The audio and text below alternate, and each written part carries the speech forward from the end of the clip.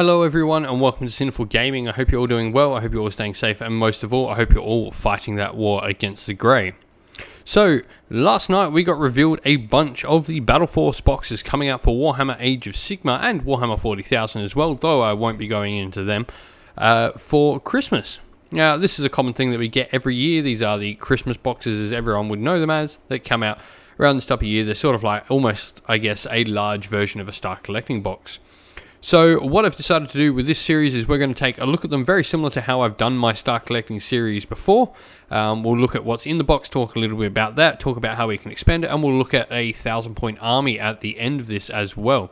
What's really cool is most of these boxes actually round out to about 1,000 points in the end. So let's get kicking on with the first one we're going to look at, which is going to be the Tzeentch box for the Disciples of Tzeentch, called Fatesworn Host.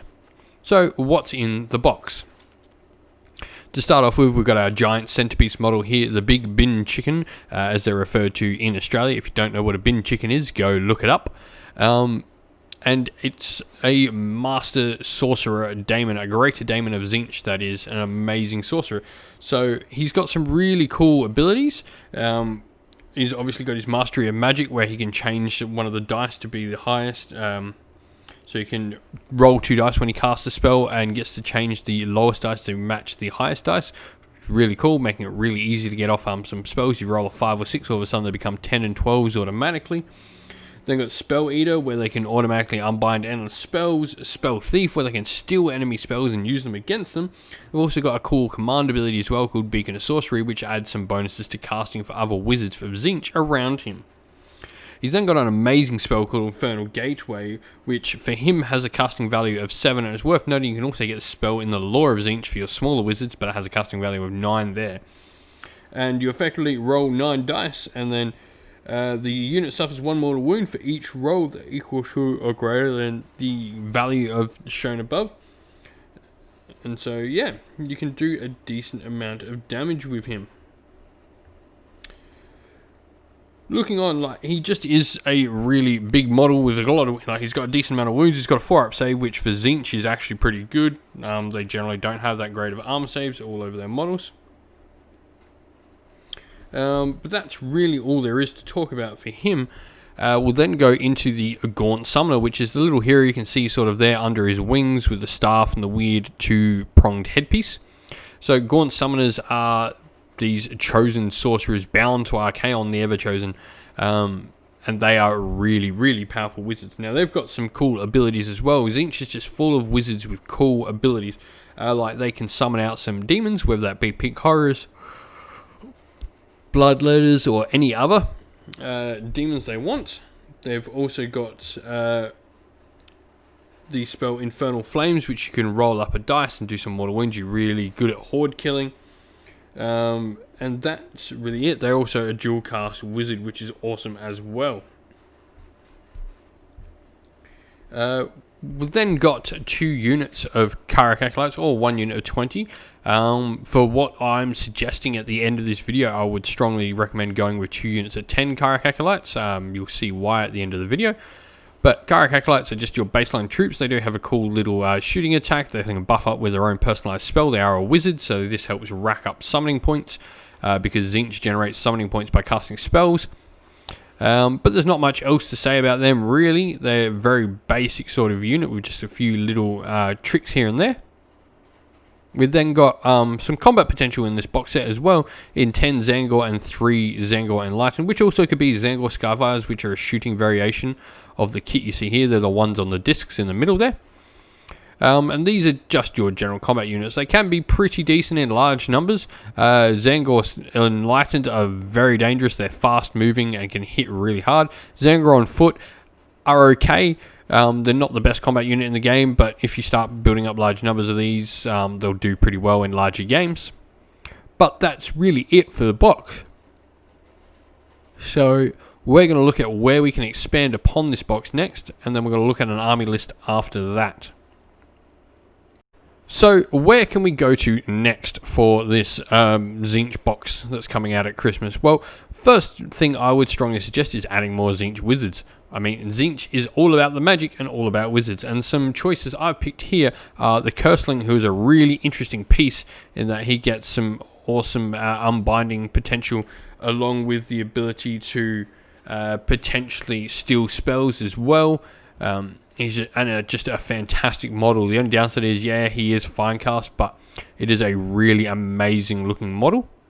And then we've got a Chaos Sorcerer Lord as well, who Ocular Visions is just fantastic, allowing a unit to reroll saves and a whole bunch of other stuff for free, not having to cast it. That's the main reason he's there, but of course he's a wizard as well. Then got other good picks, things like Magisters, or even the Chaos Sorcerer Lord or Manticore if you want a bit tougher wizard. And you've got all the demon smaller wizards as well, like the Fate Master, etc. Then though, we're really going to look at how we can make Tzeentch that little bit more survivable, because that is really the big thing you struggle at. Like, you've got your Zangor, which can do damage but die pretty quickly, and you've got your Karak Acolytes, which are wizards, but they do once again die very quickly. Horrors, on the other hand, do die very quickly, but they stay in combat for a while. And what I'm talking about is that the pink horrors here, when they die, they actually split into 2 blue horrors, and the blue horrors then split into a brimstone horror. Well, technically 2 brimstone horrors, but 2 brimstone horrors fit on the one base because they're tiny little flickers of flame. This actually gives, a unit of 10 pink horrors a total wound value of 10 for the 10 pink horrors. Then split into 2 blue horrors each, which are 10 wounds for each. 1 wound for each blue horror, so that becomes 20, and then another 20 for the brimstones. So actually 50 wounds in a 10-man unit here. That's where the survivability comes from, not from their actual ability to take a hit. There's just so many wounds that it's really hard to shift them. They also are another wizard, which is really cool, so that's once again racking up those summoning points there. And yeah, they're just awesome. Also, when they're nearby a Tzeentch name and heroes, they're going to be -1 to hit as well due to the Locus of Tzeentch ability. And talking of Tzeentch Dame and Heroes, I would strongly recommend, if you're going to go down the spellcasting route for Tzeentch, picking up the Blue Scribes, who has a spell of his own that allows other wizards to reroll their casting rolls, which is amazing and just really helps get those summoning points racking up nice and quick, allowing you to do what you need to do with your Tzeentch force. Lastly though, let's look at an army list, and so I've put together a Guild of Summoners army list, and this is going to be interesting. If you'll notice, there's actually no Lord of Change in this list, and why that is because a Guild of Summoners can only summon Lords of Change, and they actually get to do so at a decreased value. So you can actually summon them for quite cheap early in game. So this box set comes in at just over 1,000 points.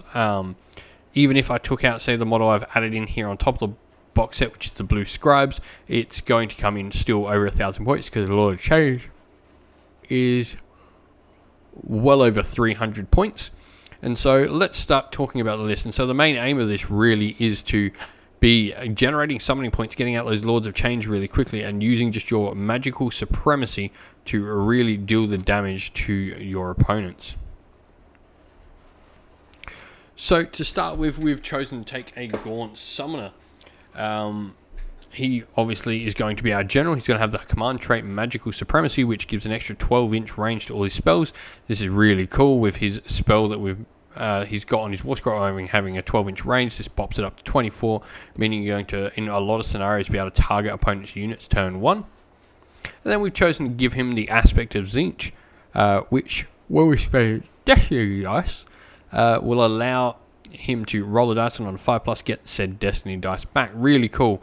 We've then got Treason of Tzeentch, although you can really go any spell you want here, but what this one does is allows a unit of pretty much to attack itself. You roll dice for the amount of models in the unit. On 6s, they do mortal wounds to themselves as they sort of fight in amongst themselves, and they'll also be -1 to hit. So really cool there, just giving a lot of use to the Gaunt Summoner. Then you put in the Blue Scribes. As mentioned before, these guys have a really cool spell that allows all Tzeentch wizards near them to be re-rolling their casting values if their spell goes off, which is awesome. And then for battle line, we've got 2 units of 10 Karak Acolytes. As I mentioned, I recommend splitting the unit up to begin with.